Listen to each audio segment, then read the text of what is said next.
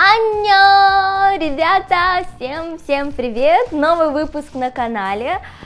Слушайте, пару лет назад один подписчик попросил меня сделать больше рецептов для завтрака, и сегодня я решила вам рассказать один очень простой, максимально элементарный рецепт для завтрака, который популярен в Корее.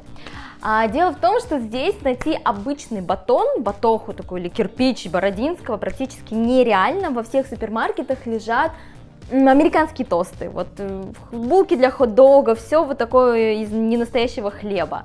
И поэтому здесь очень популярны тосты на завтрак, но таким необычным способом. Я вам расскажу, каким.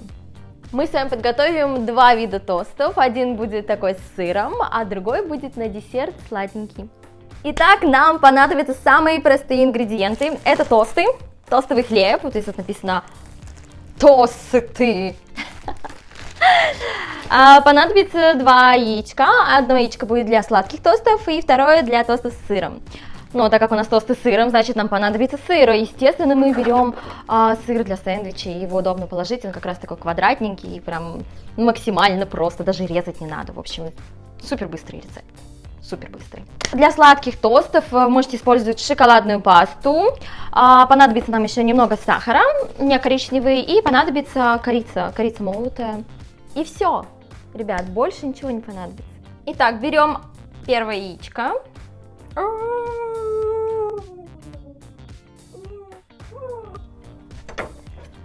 Разбиваем его безжалостно.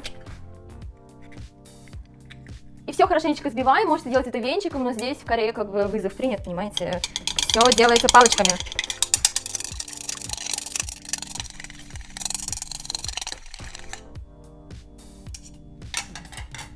Теперь пришло время тостов. Что нужно сделать? Берем наш сыр и просто выкладываем его на тост.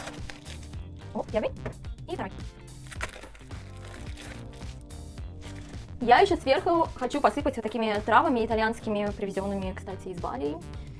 Просто посыпаем немножечко сверху сыра. Супер. И кладем сверху тост. Кстати, можно еще добавить сюда ветчину, колбасочку, побольше сыра. В общем, все, что захотите, все, что есть у вас в холодильнике. Слегка придавливаем. И дальше разрезаем на 4 части. Оп.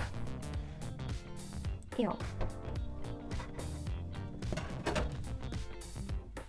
Что-то мне подсказывает, что вы уже знаете, что будет дальше. Давайте жарить их. Ну а теперь нужно вот так вот взять аккуратненько. Для меня это очень челленджево. Снимать одной рукой, а второй вот так вот обмакнуть в яйце хорошенечко. Блин, ну в общем вы поняли, что это челлендж. И теперь хорошенечко обмакнув, кладем его на сковородочку. Тоже проделываем и с остальными. Короче, для тех, кто не умеет обращаться с палочками, вот такой вот способ в разы быстрее и удобнее. Вот это вкусняшка. Ну что, теперь их нужно перевернуть.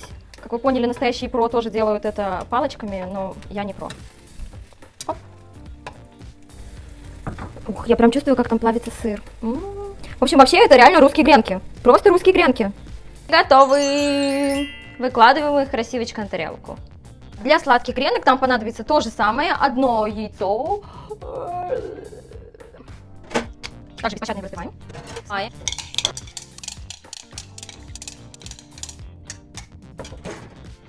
Что делаем с хлебом? Намазываем на него шоколадную пасту. Можете, кстати, использовать и арахисовую пасту. В одном из видео я вам рассказывала, как сделать ее дома. Но сегодня будет шоколадная. Можно, кстати, также разные джемы сюда намазать, клубничное варенье или какое-нибудь другое. Давайте побольше, не жалея.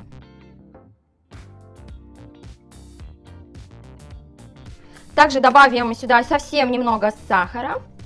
Можно, кстати, обойтись и без этого, если у вас очень сладкое варенье. И немного корицы. Немного корицы. Кто любит побольше, как я, добавляйте много корицы.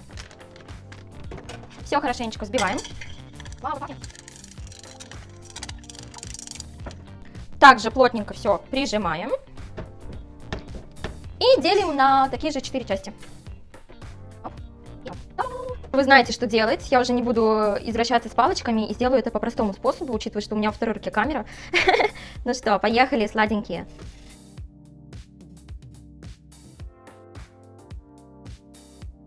Такой аромат корицы по всей квартире. Также переворачиваем их.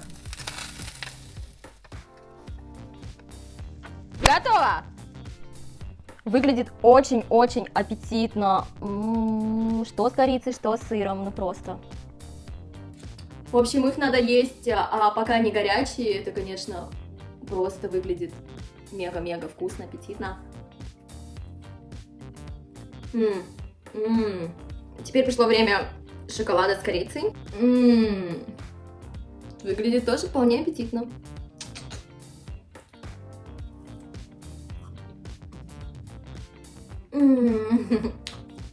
За счет того, что они горячие, вообще не кажется, что ты ешь обычный сухой сэндвич. Они еще пропитались яйцом и... классно. Ребята, я надеюсь, что вам понравился этот очень простой рецепт. Бучику, он облизывается, ему, кажется, тоже очень понравился. В общем, ставьте лайки, пишите много комментариев, всем отвечу. Жду ваших вариантов исполнения этого рецепта. И всем пока! Бучи!